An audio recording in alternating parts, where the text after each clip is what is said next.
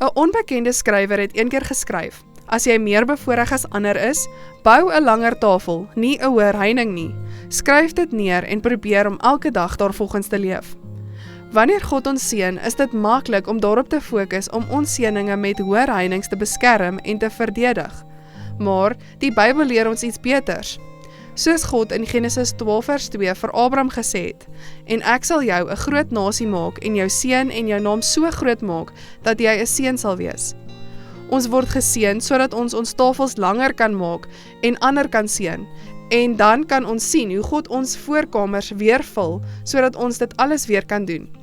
Jesus was lief vir lang tafels. Hy het daarvan gehou om mense te verwelkom en sy kos met soveel moontlik mense te deel. Soms met 5000 vriende tydens 'n enkele maaltyd.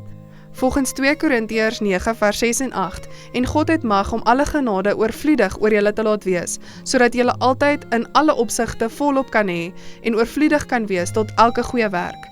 Maar dink daaraan, wie spaarsamig saai sal ook spaarsamig maai, en wie volop saai sal ook volop maai. Wanneer jy jou tafel langer wil maak en terselfdertyd oorvloedig geseën wil word, leer Jesus ons in Lukas 14 vers 12 tot 14 om mense uit te nooi wat ons nie kan terugbetaal nie, sodat ons beloning uit die hemel kan kom. Langer tafels is beter as hoër heininge en dit lei tot beter gesondheid, vriendskappe en 'n beter lewe.